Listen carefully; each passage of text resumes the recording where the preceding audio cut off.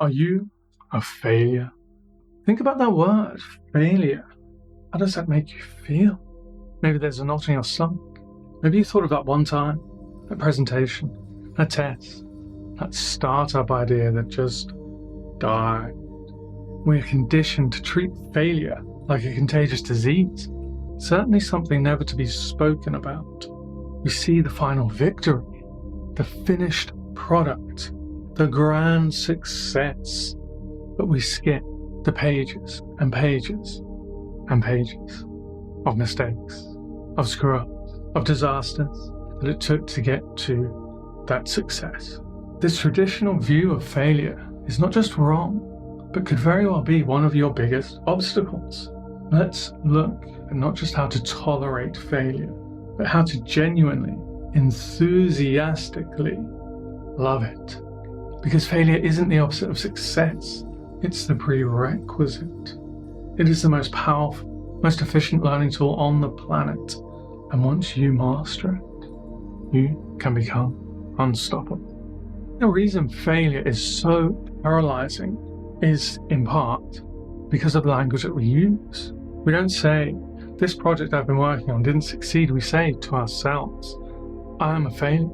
We take an external temporary event and internalize it as an identity. When you believe you are a failure, you stop trying, you stop taking risks, because the next attempt risks, funnily enough, risks confirming that you are a failure.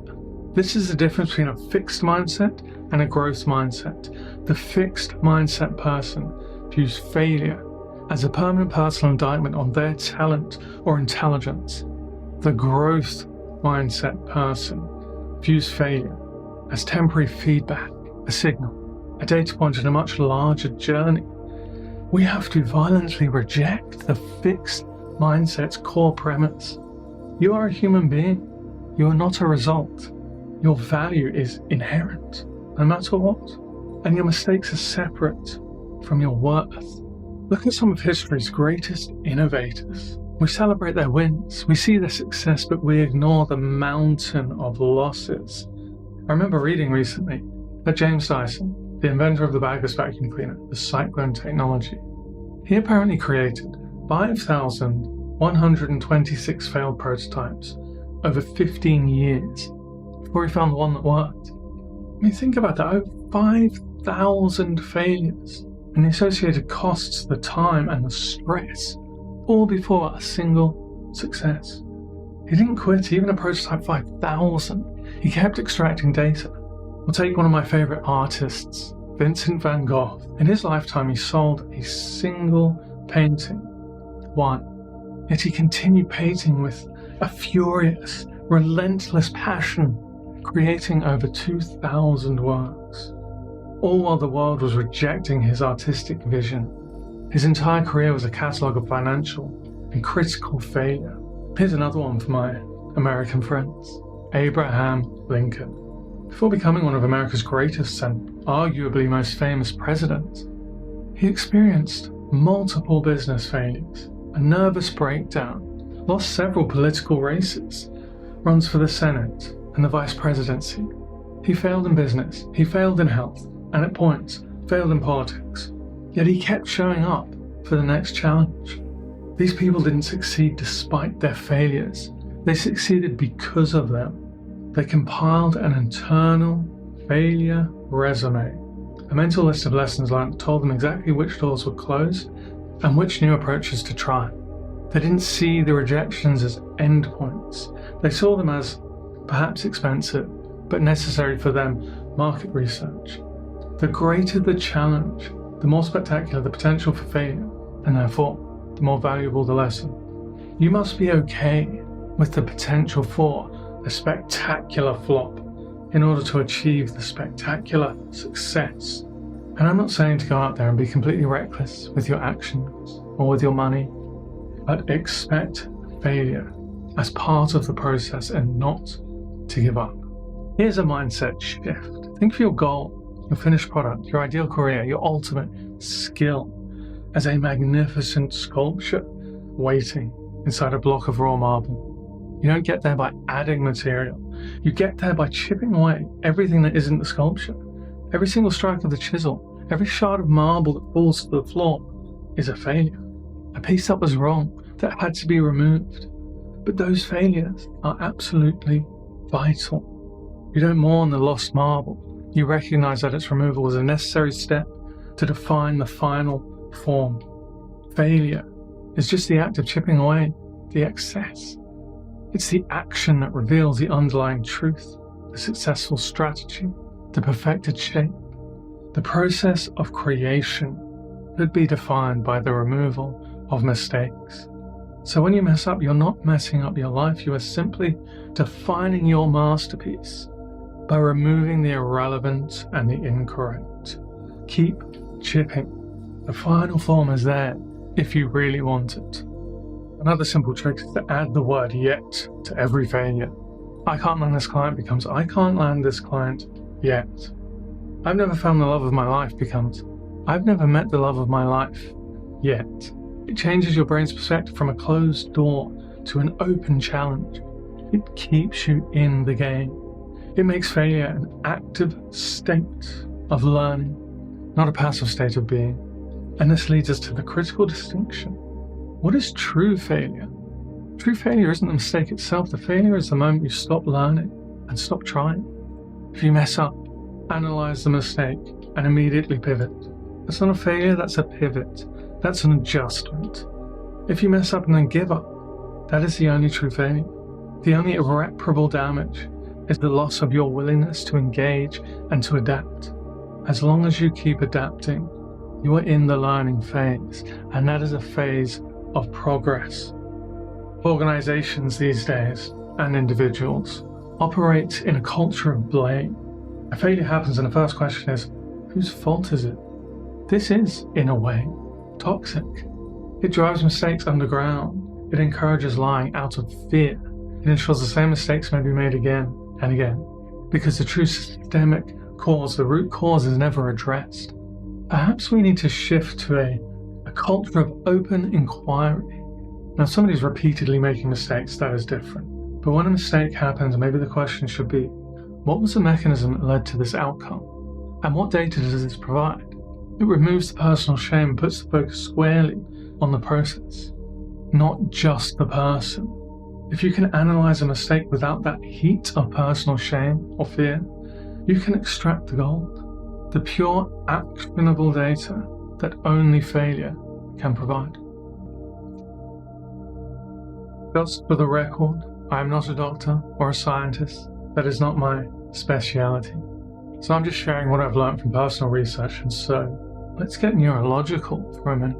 When you succeed, you get a quick rush of dopamine. It feels amazing. It reinforces the behavior in order to get more dopamine. But what happens when you fail? Interestingly, a failure triggers a much more robust learning signal in the brain. Psychologists call it the error-related negativity, ERN. It's a literal electrical signal generated in the brain that registers a mistake and forces your attention to it. This ERN is part of the brain's immediate, unconscious response to detect and correct errors. It's the reason that lessons learned through failure stick with you so much longer than those learned through easy success. Success is forgotten quickly. A spectacular screw-up is burned into your long-term memory. And so failure literally rewires your brain. It forces neuroplasticity. When you succeed, you strengthen existing neural pathways. You reinforce what you already know. When you fail, your brain recognizes that the existing pathway is a dead end. It is then forced to forge entirely new connections to find a novel solution, a new solution. This is the physical act of learning. Without the jolt of the ERN signal, your brain will comfortably stay on the established known path. Failure is the electrical short circuit that forces your brain to build a brand new road. Therefore, every meaningful failure is an exercise in mental gymnastics that increases your overall cognitive flexibility and your capacity to solve problems you've never seen before. You are making yourself smarter, more adaptable, more capable of handling complexity with every large-scale error. I mean, have you ever made a small fairly inconsequential mistake, a near miss where you almost succeeded, you probably forgot about it instantly. It's because the smaller the error, the smaller the ERN signal, your brain says, close enough. But when you have a catastrophic failure, a monumental flop, a huge loss, that signal is huge. It's so jarring that your brain is compelled to spend significant time analysing the event, forming strong new neural pathways to avoid it in the future. The data is clear. The bigger the failure, the more profound and lasting the lesson. This is why your worst day at work probably taught you more than your best month. You learned where the true tripwires were, where the absolute limits of the system lay, and what risk you can never take again. Don't fear the big failure, and instead appreciate the magnitude of the lesson that it carries. But successful people are not avoiding failure. They are, in fact, failing faster. Think of a bridge builder, let's say, where an engineer designs a massive new bridge. They don't just build it once and hope it holds. They build smaller models. They subject materials to extreme stress, and they intentionally test them to destruction. They load the prototypes with weights until they collapse. Why? Because the point of failure, the collapse, is the most valuable moment of the entire process. It reveals the exact weak point, the incorrect material, the flawed connection. The failure is the data that allows them to build the final successful structure that lasts for a century. Failure is just the cost of admission to the world of accelerated learning. It's the fastest way to get to the answer. This is the mentality we must try to adopt. Why do we fight this natural scientific learning process? I think one of the main reasons is because of perfectionism and risk aversion. Perfectionism is not really the pursuit of excellence. It is psychologically a fear of shame and judgment because it's not perfect. What are people going to think? It's not about the goal. It's about avoiding the pain of criticism. The irony is that by aiming for perfection, you end up slowing down your learning process to a crawl, thereby ensuring you never actually achieve said perfectionism, rather than true excellence. Excellence comes from volume and iteration, which means embracing messiness. The moment you accept that the first 5+ attempts at anything might be trash, and be okay with that, you unlock your speed and your potential.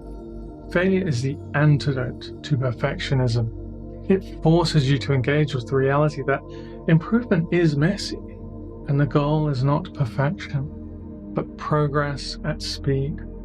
Cultivate a bias for action over a bias for perfection.